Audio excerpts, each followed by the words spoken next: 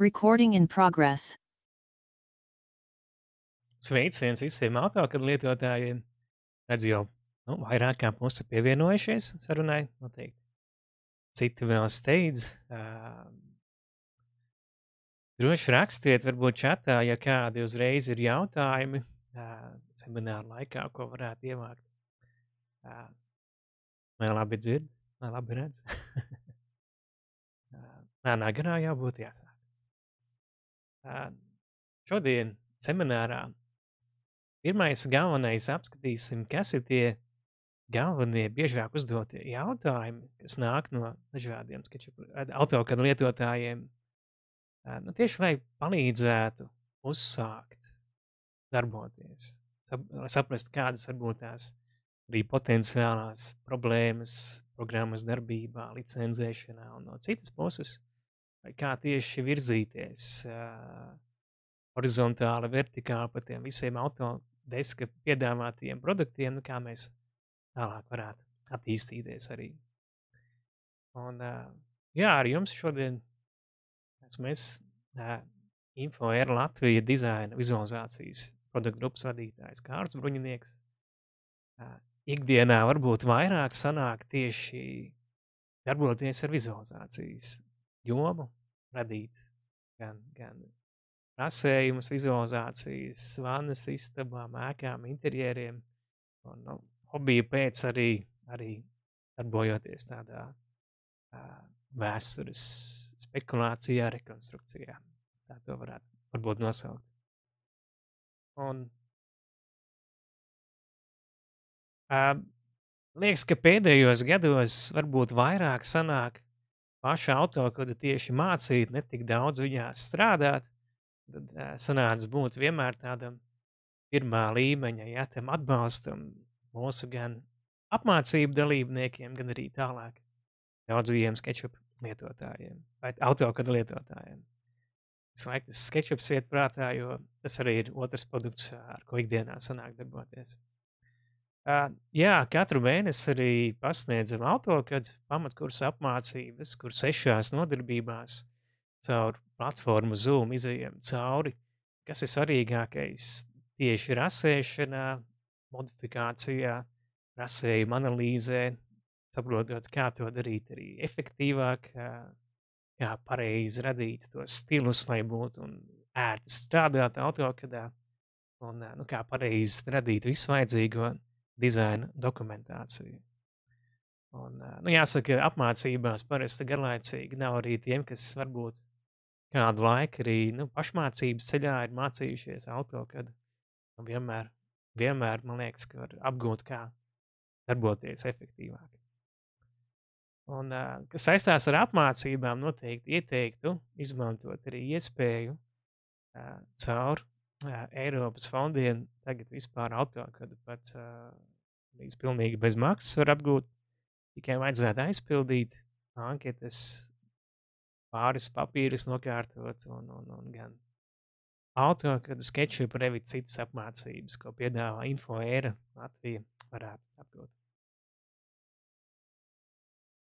Un vēlreiz atgādinājums par komentāru sadaļu. Varbūt varat par sevi nedaudz pastāstīt arī. Ierakstiet varbūt ar kādu AutoCAD versiju patreiz strādājiet un cik gadus. Protams, ja būtu kādi papildus jautājumi, tos arī jau tagad čatā var ierakstīt.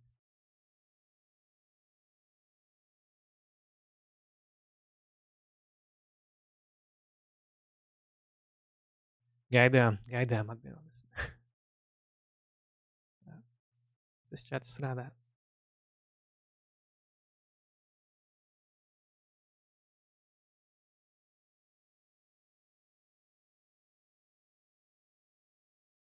Labi, atbildes tad vēl pagaidīsim.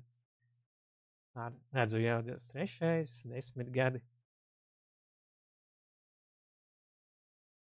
Tad noteikti te ir veterāni, kas varbūt arī labāk par mani zina AutoCAD, kas varbūt ikdienā darbojās. Pašam sanāk, laikam jau 15 gadus no celtniecības koledžas laikiem izmantot. kad jau pašmācības ceļā tiem, kamēr jau apnikās tur uz vatmaņiem zīmēt, paši sāka mācīties AutoCAD, lai ātrāk iet uz priekšu tas darba process. Jā, ļoti labi.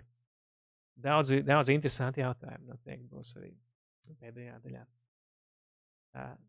Tad iesākot, tieši par tām problēmām, tādas 7 sadaļas es tā sadalīju. Pirmais jau, kas notiek, kāpēc varbūt AutoCADs ļoti lēni strādā, vai vainīgs dators, vai pati programma, kādu driveri vai mēnesi fāzes, kas to lai zina. Pirmais jau jāpārbauda vienmēr, vai pats AutoCADs atbilst datora, tātad vai dators atbilst AutoCAD jaunākās versijas, piemēram, prasībām. Jo tāda tendence ir, jaunākās versijas parasti strādā ātrāk, bet reizē ir prasīgāks pret dzelžiem. Vai teiksim, tieši pēc video kartes dažādām iespējām, lai jaunākās tehnoloģijas izmantotu. Tātad dažreiz varbūt jāskatās ir vienkārši uz jaunu datoru. Citreiz, kas palīdz, atjaunojam vienkārši grafiskās kartes driverus, būtu vienmēr jātiecās, protams, pašu failu uzturēt kārtībā. Ar ko tas saistās, tātad darba gaitā varam izolēt objektus. Mēs varam arī ar komandām kā purge, audit sakārtot failus, izdzēšot ārā liekos elementus, kas varbūt vienkārši iebremzē AutoCAD. Citādi arī bieži kaut kāda bremzēšana AutoCAD notiek vienkārši tās pašas grafiskās kartes problēmu dēļ. Un šeit minēta tieši arī noderīga komanda. Man tā liekas, ka 90% gadījumu tā problēma ir tieši, teiksim, aizvats AutoCAD, tieši palaidīšu tev komandu graphics config, atverās vaļā tā options sadaļa. Un. Ļoti svarīgs ķeksītis parasti ir hardware acceleration, tātad vai video karte vispār palīdz mums darbā. Ja šis te ir izslēgts ārā, tad varbūt mēs nepalīdz, un AutoCADs varbūt lēnāk strādā. Citreiz varbūt tieši dažādi gļuki veidojās dēļ šī te hardware acceleration, ja kaut kādas problēmas ar video kartei, tad tieši otrādi var pamēģināt uz to brīdi izslēgt ārā šo te iesatījumu. Papildus, problēmas var rasties arī, no datora tiek pievienot vairāki monitori tieši caur USB, un kā gadās bieži arī vienkārši datorā vietas vairs nav, tad tas arī tādēļ arī problēmas var iebremzēt.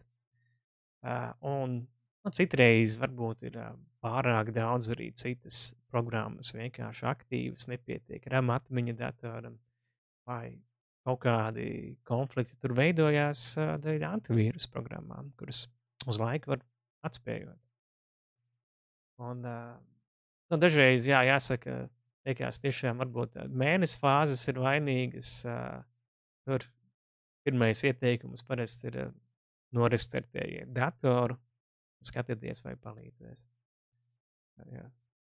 Atkal 90% gadījumu, tad varbūt pat ar to arī jāsāk. Vēl citādi par dažādām problēmām, grafiskajām. Viens jau minētais atkal problēma ar hardware acceleration, ko var pamēģināt izslēgt.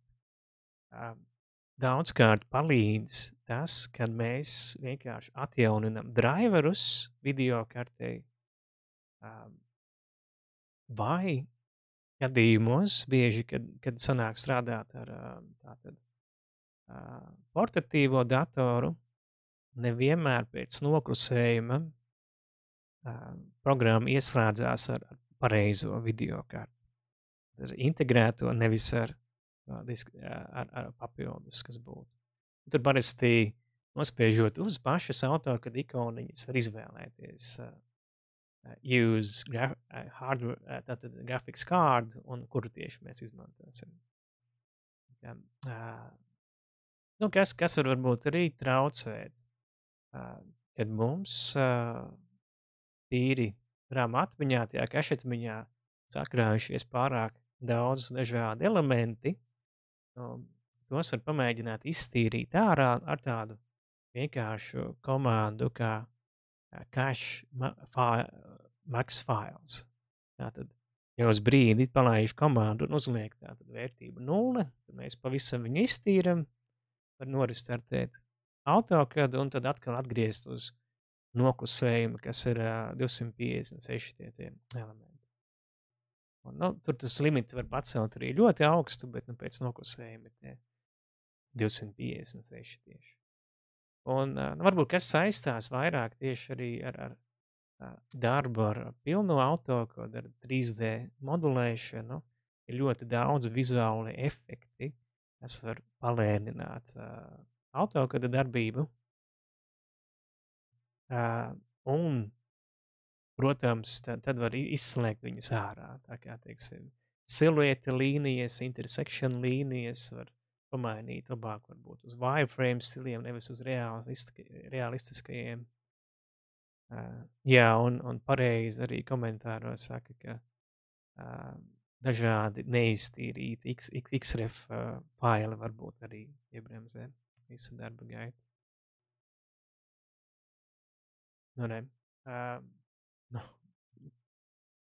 Cita problēma. AutoCAD vienkārši uzkarās. Mūsu bijušais kolēģis vienmēr teica, ka tā visu dienu strādājot AutoCAD, viens patel errors dienā, tā ir norma. Tam var ir labākais vienkārši laicīgi sagatavoties. Un kādos veidos.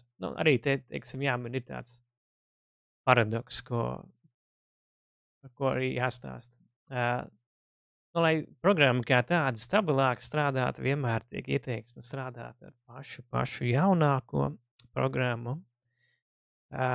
pašu jaunāko Windows versiju, un tā tad viss ir izlabots.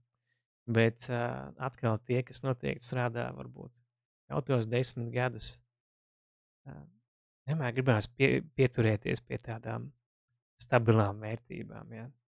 Bet ar laiku pienāk tas moments, kad īri, Windows vairs 7., 8., 10., kas vairs netiek oficiāli atbalstīts, un nākas to jaunāko Windows versiju uzlikt.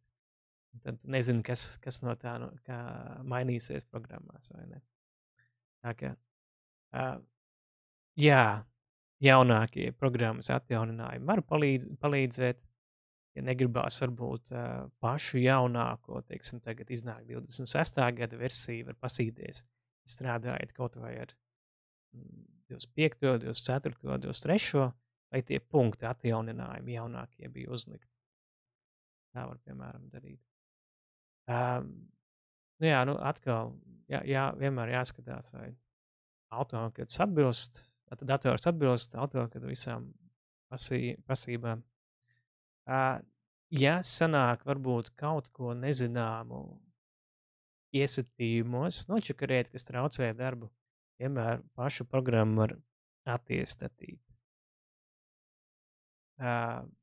Kas var citreiz traucēt arī, ja kādi trešās puses spraudņi uzstādīt AutoCAD, var pamēģināt viņus uz laiku atslēgt pa vienam vai visas uzreiz un pārbaudīt, kurš ir tas vainīgais, kāpēc programma karās. Varbūt vaina atkal nav pašā AutoCAD, varbūt atkal tas ir Windows, kas uzskar. Jāskatās, varbūt kaut kāda Windows update ir pēdējie bijuši, kas pašu programmu nokar. tur nekas cits bieži vien neatliek, kā meklēt Autodesk fórumos, ko saka citi lietotāji. Ja tiešām ir tik traki, ka jaunākie atjauninājumi traucē, arī kaut vai no Windows puses, tad viņas var attiesatīt atpakaļ, noņemt nost, nopauzēt. Tāpēc, jā, tādās kritiskās sistēmās ir varbūt daudz riskanti, vai ne, likt tos jaunākos atjauninājumus. Bet, tā, jā, var diagnosticēt varbūt, vai kādas programmas mums kļūdas netaisa, citreiz varbūt datora dzēnoži ir tie, kas rada kļūdas, varbūt RAMs jau ir iet uz otru galu, jāmaina. Tur atkal ir atsevišķi diagnostikas rīki, kas to ļautu izdarīt. Bet, varbūt vienkārši dators pārkarst, jā. Visstrakāk ir varbūt, kad viss projekts pēkšņi uzkarās. AutoCADs neko nesakot aizvarās ciet, vai visas dienas darbs būs vējā. Nevienmēr, ja fails tiek tā korumpēts, viņu var mēģināt attaisīt vaļā ar komandu recover, kas maksimāli daudz tos rasējuma datus izvilkt ārā. Papildus vienmēr ir iespēja skatīties to rezerves kopiju, kas ir backup files, kas pēc noklusējuma vienmēr saglabājās pašā AutoCAD mapē. Un, tur skatoties atkal AutoCAD iesatījumos, piemēram, atver abais taustiņš options, bija open and save jau manīsiet, ka pēc noklusējuma vienmēr ir ķeksīts create backup copy with each save file, un tātad to varētu atvērt vaļā, vienkārši pamainot viņa to paplašinājumu no back uz DVG, piemēram, un tad viņš kā parasts AutoCAD files arī atvērsies vaļā. Papildus, ja varbūt aizmirsāt vispār saglabāt stundu, 2, 3, tur var palīdzēt autosaves. Bet šie autosave faili, viņi varbūt nav tik viegli uzreiz atrodami. Ja sanāca nokārt AutoCAD, atverot vaļā, parasti jums piedāvās atvērt šos autosave failus. Bet, ja viņi ir jāmeklē, tur vienkārši ieteikums būtu tātad pēc formāta, kā viņi saucās, jums jāmeklē tas failu nosaukums, kāds bija, ar paplašinājumu, tas SV un dolārzīmīte. Tas pēc būtības ir tas pats AutoCAD fails, viņa tas autosaves, un lai vispār viņu atrastu, tur vienīgais, kas parasti jāizdara, tātad, teiksim, Windows Explorer mapē pie View jānorāda, tātad, lai jums vispār parāda file name extensions, un lai parāda arī hidden items, jo tātad tas ir paslēpta tipa fails. Kaut kur application data mapēs viņi tur glabājās. Un tad vienkārši caur Windows searchu var mēģināt meklēt. Man pašam atkal ļoti patīk tāds rīks, kas saucās Everything, bezmaksas programmiņa. Viņi strādā, manuprāt, daudz labāk nekā iebūvētais Windows search. Tātad netiek kaut kas meklēts tur internetā, vai vēl nezinu kur, bet pašā datorā. Kāpēc varbūt nesaglabājas fails, varbūt vienkārši vieta nepietiek, varbūt jums nav tiesības noteiktā mapē saglabāt failu. Ja no diska nevarat atvērt vaļā, var pamēģināt vienmēr arī atvērt un nokopēt viņu lokāli un tad vērt vaļā. Tas tā. ā, par failiem, kas saistās ar licences aktivizāciju, kāpēc varbūt nesanāk? Nu, citreiz būtu nepieciešams atjaunināt Autodesk Desktop licensing servisu aplikāciju. Varbūt tas pāris gadus nav darīts, bet no citas puses licenču administrators var pārbaudīt, vai pareizajam lietotājiem tā licence vispār piešķirta e-pastam. Problēma, kas man bieži ar šo te datoru, uz kuru darbojos tagad arī bijusi, nu, ka vienkārši datora pulkstenis nepareizu laiku rāda. Parasti atpaliek pa kaut kādām 10 minūtēm, un uzreiz tam licensing servisam tas liekas laikam aizdomīgi, ja, un attiecīgi neļauj vispār aktivizēt. Tātad to pulksteni jāpalabo. Nu, protams, standarta problēmas bieži arī ir, kad antivīrus varbūt neļauj licenzēšanas servisam sazināties ar vajadzīgiem serveriem. Vai pats, nu, vai nu tātad Windows Defenders, vai varbūt pats atsevišķi kāds uzstādīts antivīrus. Nu, visādi var gadīties. Dažreiz nākas varbūt sazināties tieši, ja jums ir uzņēmumā kāds IT menedžeris, viņš varbūt ir kaut kādi porti tur blacklistoti, noslēgti, kas neļauj sazināties. Nu, tad nedaudz detalizētāk vajag analizēt, kas tieši neļauj. Ļoti svarīgs punkts arī būtu par licenču korektu lietošanu. Kā izvairīties no nepatīkamām vēstulēm no Autodesk. Jo burtiski katru nedēļu mums kāds klients raksta, Autodesk ir pieķēris, kaut kas ir nepareizi lietots, no programmatūrām. Nu, vairumā gadījumu tas nav jau tā speciāli, kaut kāda pirātiska versija lietota, bet nav laikam jāsaka, ka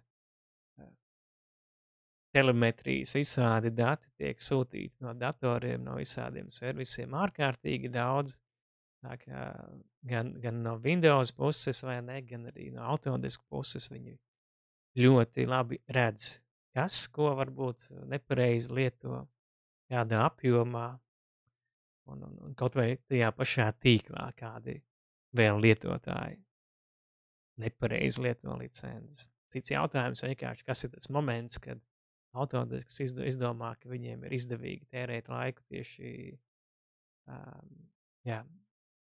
ar tām vēstulītēm.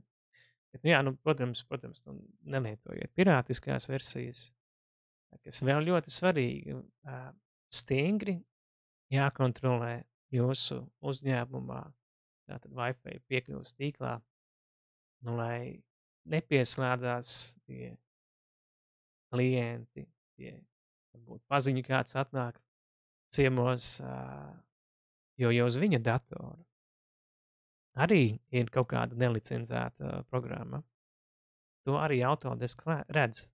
Viņš jau un uzreiz, protams, piesiesies jums, ka jūsu uzņēmumā, kur tātad kaut ko lietojat visu pareizi, atnāk kāds ar nelegālu programmu, viņi jau nezinu, vai ne.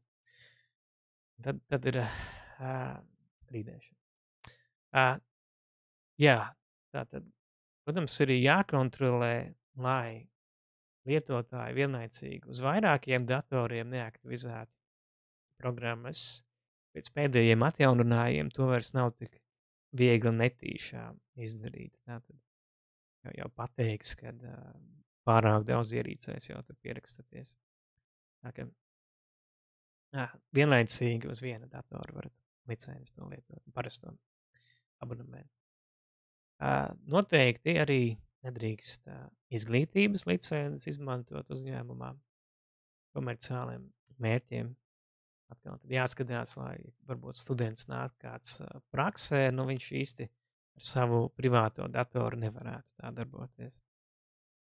Ja vien jūs viņiem nenodrošināt tieši to komerciālo licenci. Ā, Tātad vēl kas,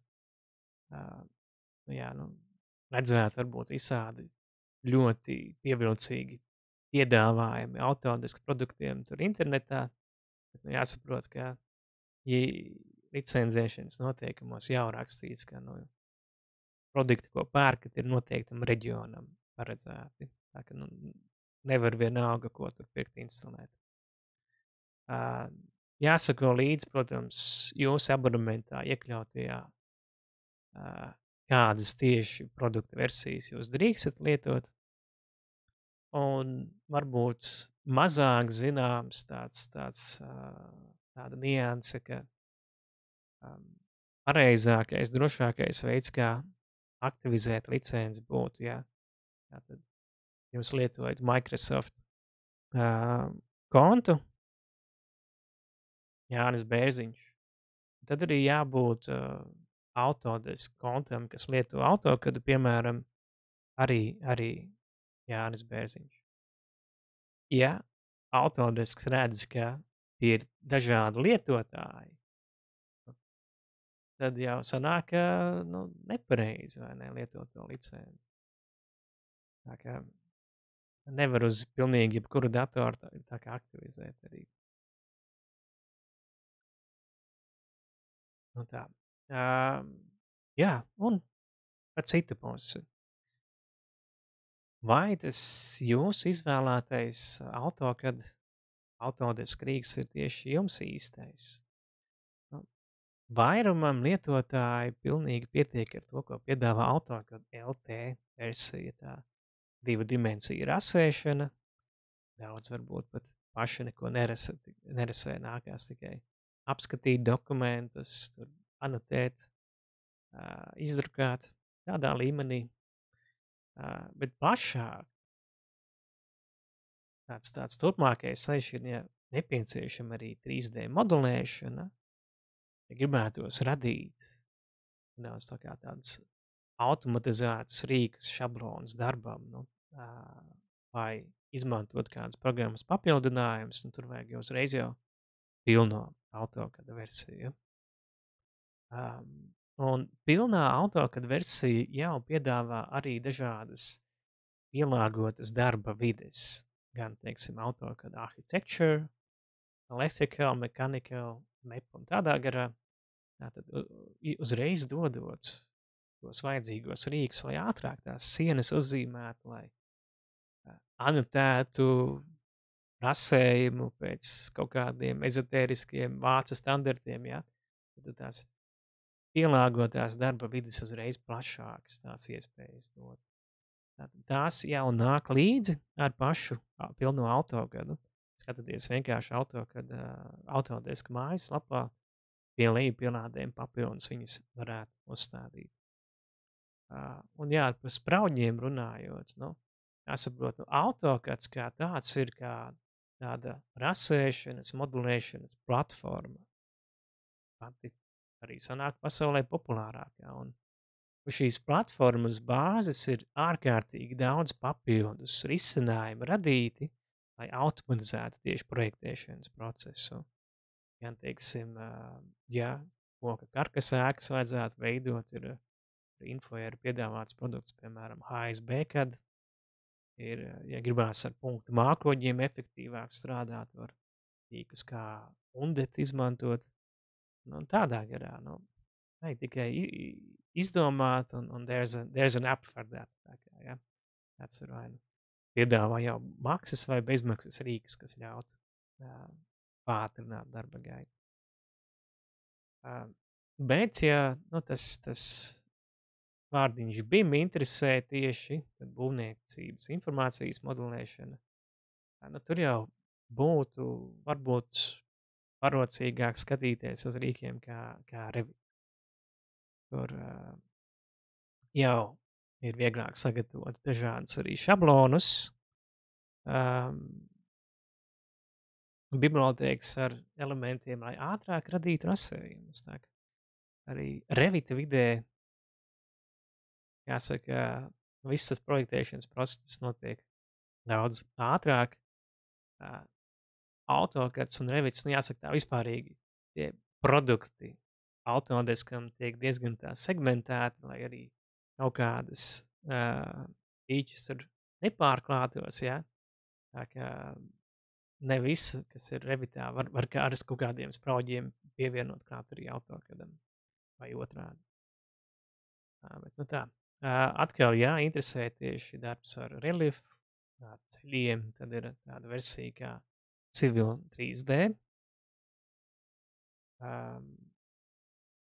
Jā, un ja ir aktuāli, teiksim, produktu dizains, mašīnu būve, būtu rīki kā Fusion 360, kuru arī līdz noteiktam līmenim bez maksas var izmantot un inventoru.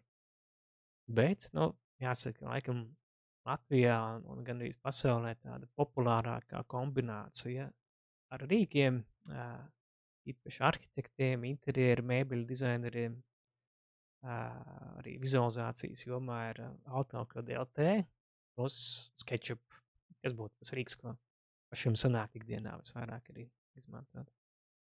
Jā, nu tas arī ievieš ļoti daudz, tas, kas būtu gan no tā sprauģi, 3D modulēšana, vizualizācija, arī līdzīgi kā AutoCAD pilnajā versijā vis kaut kādus papildinājumus var pievienot, kaut vai pirmā, ja gribās strādāt. Nu tā. Nu, tas par tām versijām. Un par pāreju uz jauno versiju. Jā, nu tāds brīdinājums, par ko es iepriekš jau minēju, ka nu, nevienmēr varbūt uzreiz jālec tajā pašā jaunākajā versijā. Teiksim, tikko aprīlī iznāca tā jaunā versija, un nu jau nepagāja mēnesis, iznāca jau punkta atjauninājums. Salabo tās kļūdas, kas bija jaunajā versijā. Nu, daudzi AutoCAD lietotāji arī varbūt pagaida pat gadu, kad nu, tāda pilnīgi stabila versija iznākusi. Bet, ja arī gribās paeksperimentēt ar jaunajā versijā, visādi, nav jāatdzēš ārā vecā versija, tad viņas var paralēli palikt uz tā paša datora. Bet nu, pirms pāriet uz jauno versiju, noteikti pārbaudiet, vai tie dažādie šabloni vai tie sprauģi strādā jaunajā versijā.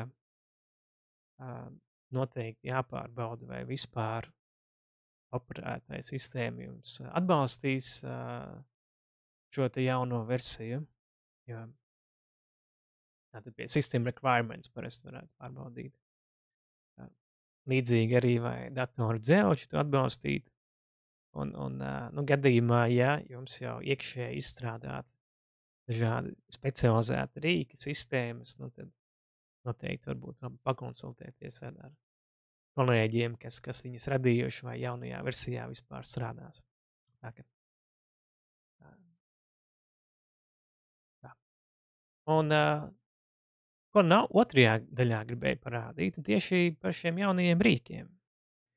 Jāsaka, ļoti daudzi, redzu, arī nav vēl jau 5 gadus vairāk vispār jaunās versijas instalējuši. Tad tādā demonstrācijas uzdevumā gribēju parādīt, kas ir, manuprāt, tiešām tādi vērtīgi rīki, kas nākuši jaunajās versijās klāt, kas dēļ varbūt tiešām jau beidzot vērts uzstādīt 26. gada AutoCAD. Un tad pārnekšu uz viena darba failu. Nu, tas ir tāds evakuācijas plāns. Izstrādāts citā programmā, kādēļ ir ārkārtīgi daudz tādi saskaldīti elementi, bet līdzīgi. Tātad, nu, pirmais, kā ar jaunajiem rīkiem mēs varētu failu sakārtot. radīt kaut kādu jau bloku bibliotēku, kur tālāk varētu jau, nu, kā šablonu izmantot, piemēram, lai jau nākošo evokācijas plānu zīmē. Re, pirmā funkcija ir bloku sadaļā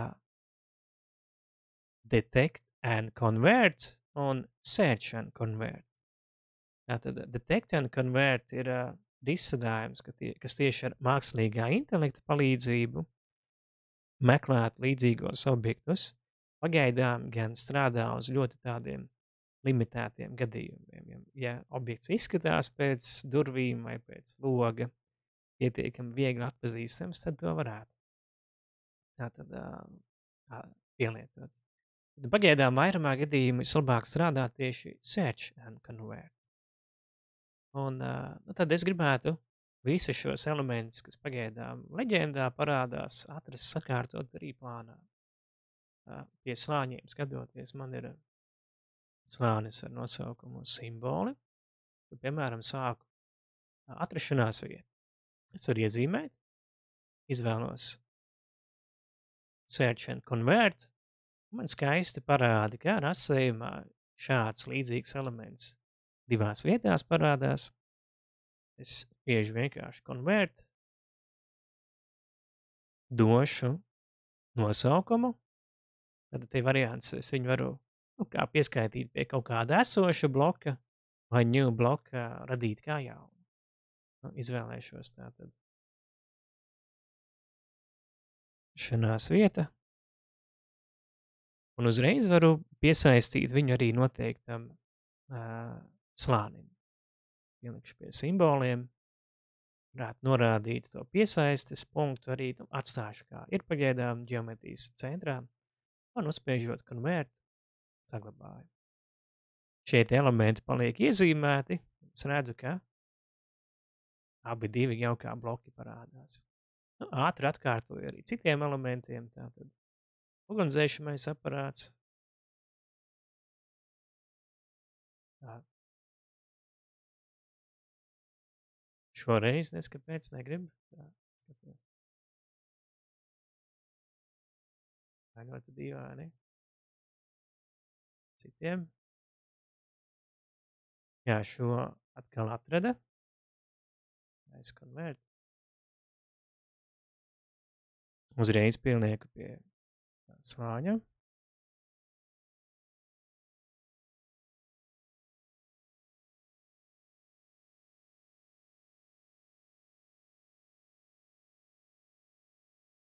Trauksmes poga. Jā, reizi parādās 3 vietās. Izvēlos konvert.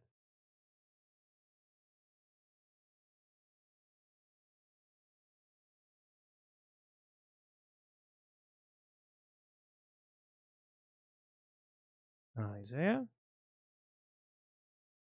Reizi.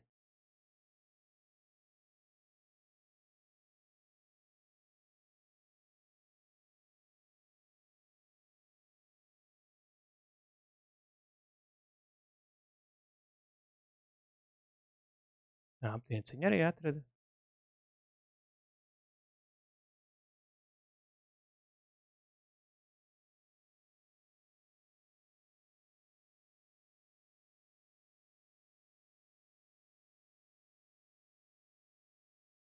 Pulcēšanas vieta arī. Nu, īsti nav saprotams, kāpēc ar to ugunsdzēšam aparātu nestrādā.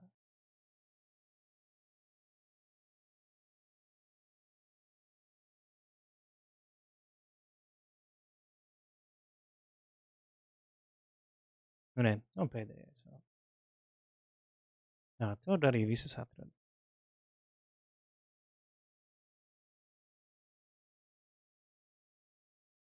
Nu, pamēģināt otrādi, vienkārši iezīmēšu viņu šeit.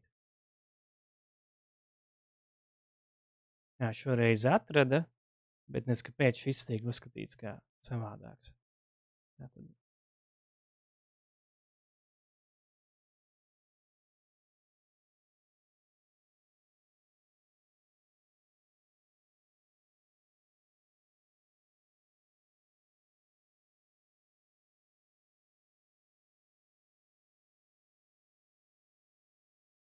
Nu, re.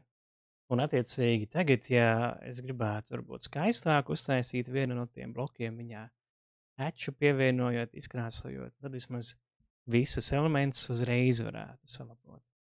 Pamēģinu, iezīmēju, tad, piemēram, tā, vienu no ugunsdzēšamiem aparātiem, spiežu OK, lai rediģētu. Tā, izvēlēšos hatch, solidu krāsu. Tā.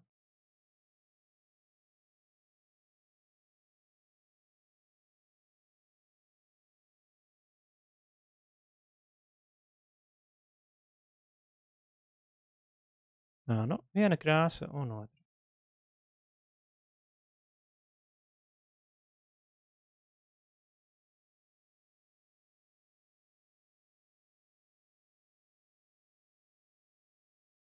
Nepareizi baltā, nu labi. Būtu, es taisu ciet, saglabāju šo elementu. Nu, re, skaisti parādās visur plānā jau labāk. Jā, ja es tagad gribētu, piemēram, saskaitīt, cik tad plānā ir tie ugunsdzēšamie aparāti, atkal salīdzinoši tādu jaunu funkciju varētu izmantot, kur varētu atrast pie tātad view sadaļas, un tā būtu count, kas ļauj saskaitīt visus blokus, kas ir mūsu rasējumā. Es izvēlēšos tātad count, atturās lodziņš ar sarakstu ar visiem blokiem, un šeit ir tā, ka skaitot blokus, protams, nebūtu pareizi skaitīt arī elementus, kas man ir šeit leģendā. Tāpēc šeit var izvēlēties count in specific area, uzzīmēšu, lai šajā te plāna daļā tiek meklēta tikai. Un tālāk izvēlos šeit create table, radīt tātad tabulu, un atķiksēju, kādus tieši elementus vēlos redzēt.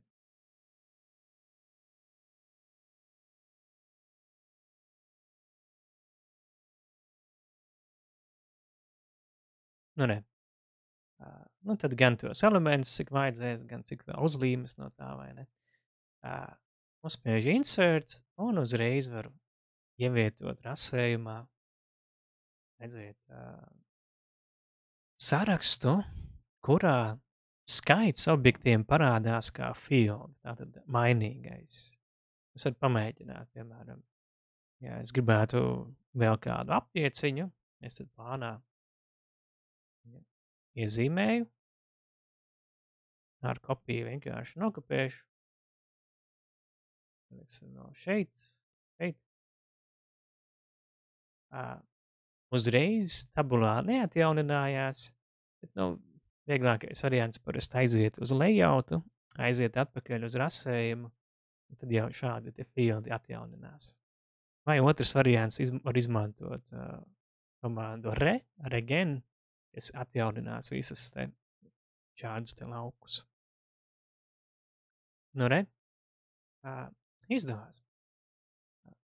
Tās jau divas tādas interesantas iespējas. Trešā, kas ārkārtīgi patīk, ir daudz vieglāk strādāt ar hatchiem. Jo līdz šim, ja vajadzēja iekrāsot kompleksākas formas, nācās varbūt vēl polilīnijas sākumā uzzīmēt, vienmēr varbūt veidojās kaut kādi caurumi, vienmēr ir kaut kādas līnijas, kas traucē radīt šo te hatch. Tagad nedaudz vienkāršāk var. Piemēram, es gribētu atzīmēt šeit kāpnēs zaļo krāsu tā. Es varu izvēlēties rīku hatch, tad skatos apakšā settings, atvainojos, pareizi paņēmu.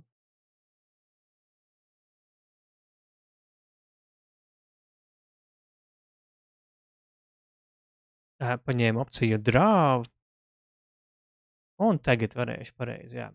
Izvēlos solid, izvēlēšos krāsu, uzreiz, teiksim, kādu zaļu. Šeit varbūt kā caurspīdīgumu vēl uzlieku. Vienkārši zīmēšu plānā. Tā, vajadzēja erija paņemt, laikam.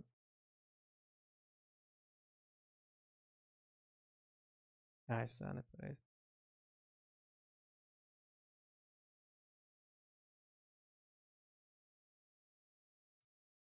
Uzreiz pakērās. Tā. Nepareizo režīmu paņēmu. Pareizi.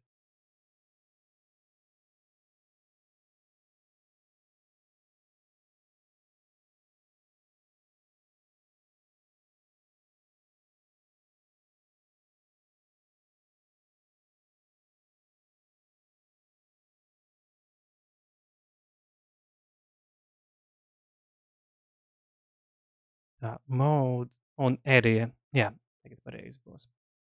Arī tātad paņemot hatch, izvēlamies mode, un šeit būs area opcija. Un tagad vienkārši zīmējot, iekšā reģionā parādīsies šis te hatch. Neatkarīgi no tā, kur es klikšķirnos, kā es nospiežu. Nu, nedaudz vienkāršāk. Vai to pašu, teiksim, gaitenim, jā. Iesāku, nu, varbūt tādos ātros vilcienos, lai uzzīmētu. Zīmēju kontūru.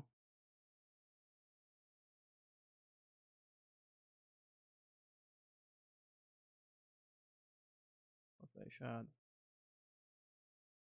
Nu, pa visu rasējumam. Tādās ilustratīvās puses ir nedaudz vieglāk darboties.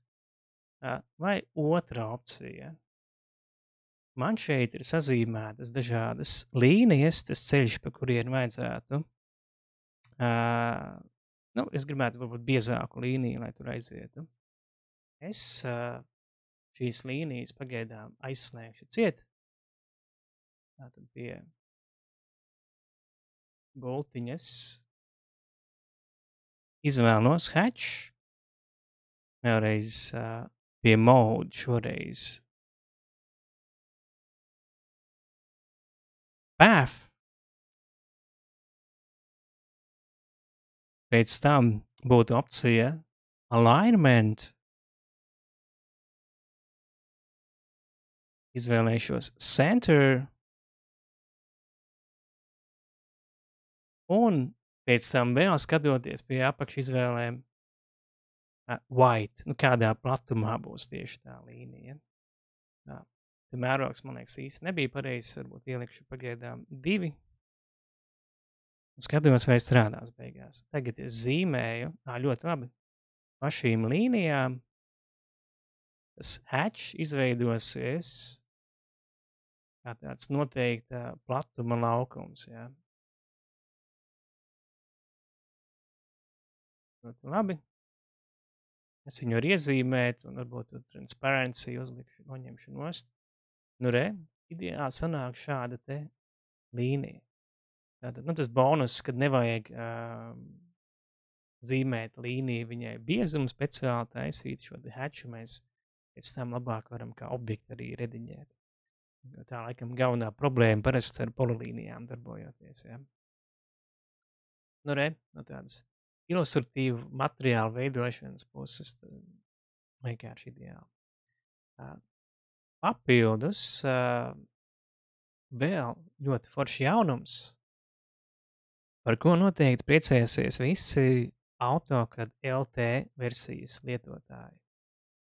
Un no 25. gada versijas jau iespējams arī LT versijā dažādas programmas, tādas automatizētas rutīnas uzstādīt.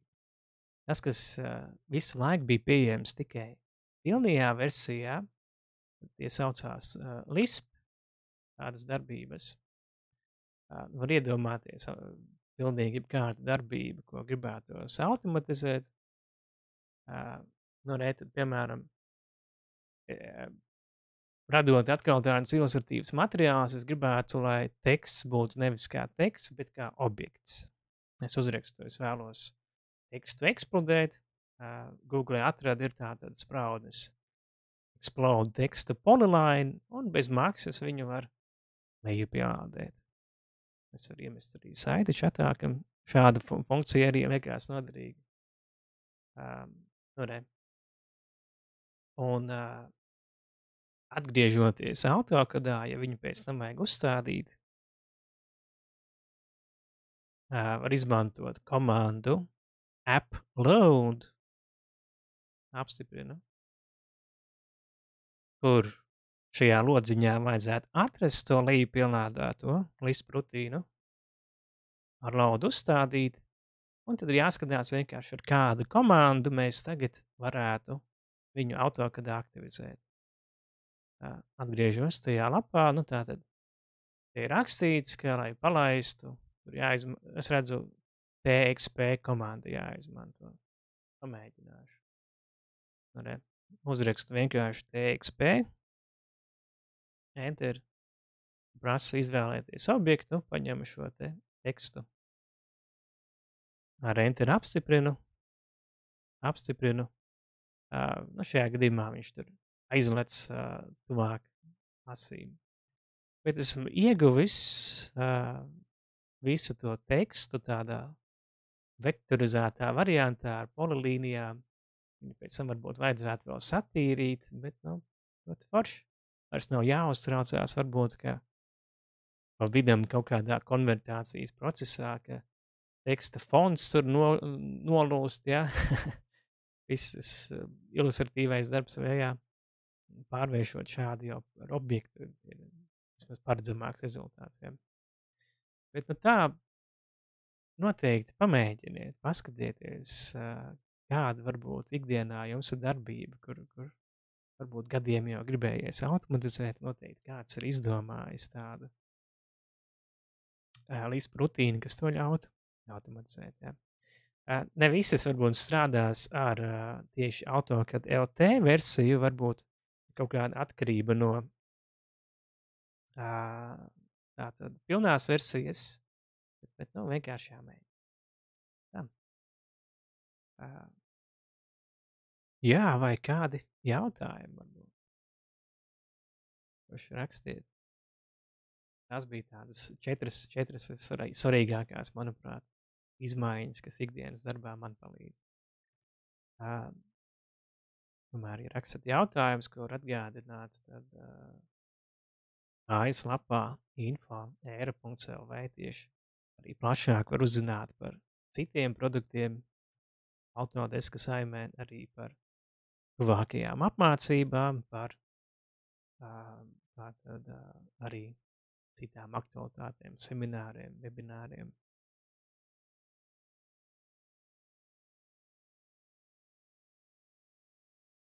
Jautājums, vai var vairāk par tiem lispiem pastāstīt? Nu, pamatā ir tā, ka ja ir kaut kādas programmēšanas dotības, varat pat paši uzrakstīt to kodu vajadzīgo, kas ļautu vajadzīgu kaut kādu darbību automatizēt. Vai var vienmēr jautāt palīdzību kādam programmētājam, kas palīdzētu jums kādu darbību automatizēt. Vienkārši tas lisps ir tā programmas vidi, ka mēs caur komandu to viņu palaižam. Mūsu kolēģi tieši Lietuvā ir izstrādājuši paši ļoti daudz pielāgotus risinājumus gan AutoCADim, gan Revitam, SketchUpam. Tā ka, ja ir kaut kādas idejas produktam, ko gribētos attīstīt AutoCAD vidē, ja, pie projektēšanas arī jautāt. Griezties Info.era. Jā, tad tieši LT versijā 25. gadā viņš tika pievienots. Bet mēs, protams, gada tieši arī taisīto pamācību, kā viņu pielietot, bet cik vienkārši tā aptaujājot cilvēks daudz vēl nezina. Bet potenciāli tā ir izmaiņa, kas ļoti, ļoti var pamainīt jūsu ikdienas darbu.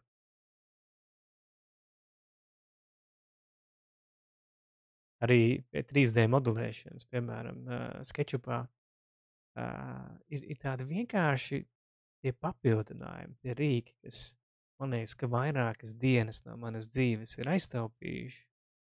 Vienkārši, lai nebūtu jāņemās ar tādu nelielu darbību, jā, tur satīrīšanu. Tur, ne. Tā. Pašam tos lispus nav sanācis rakstīt, ne, es programmēšanu nemāku. Vairāk tieši SketchUp ideja sanācis tādas parametriskos objektus dažādas radīt. Gan priekš mēbeļu dizaina, kas ļauj tur animāciju pievienot vai ērtāku modelēšanu. Tā. Teorētiski arī to tādus parametros objektus, kā minēja, var taisīt AutoCADā, bet tur ir vajadzīga tā pilnā versija. Jo, kā novērots parasti uzņēmumā, labi, kad ir viens tāds AutoCAD guru, kas uztaisa priekš pārējiem dizaineriem, kā tos foršos šablonus, dažādas arī bibliotēkas ar elementiem, un tad vairumam sanāk tikai tā, kā tādiem Lego klucīšiem visi savienot. Arī.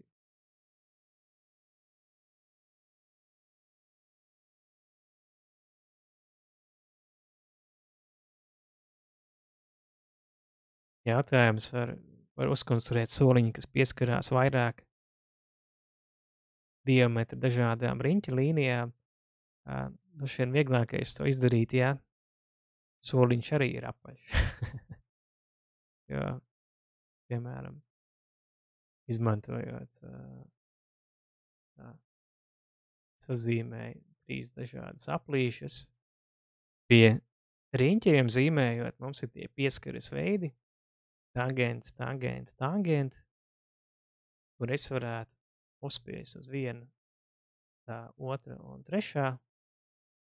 Es netrāpīju otro klikšķi pareizi. Un nekur jaunais aplīts pieskarās šiem te. Un tad varbūt, nē, viņš kvadrāta veidi tad jau nepieskārsies.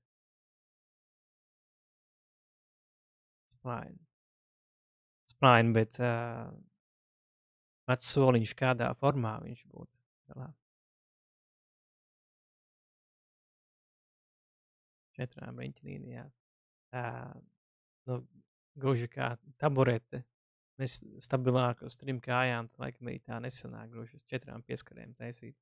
Būt tāda nemaz nav. Vislabāk, ja var kaut kā ilustrēt to piemēru. Viņā var izdomāt, kā uzkonstruēt. Tā parasti AutoCAD kursos arī tie uzdevumi, ko mēs sniedzam pie viņiem. Dažādos radošos veidos var pieiet. Kaut kādam pamatam skicītē droši vien jābūt, tad var mēģināt. Bet, jā, no tēmām tas tā kā arī viss, ja kādi jautājumi droši rakstiet, zvaniet Info Era un sekojiet arī mums Facebook un YouTube'ā, kur ievietosim vēlāk arī semināru ierakstu augstākā kvalitātē. Paldies visiem par dalību. Vislabāk.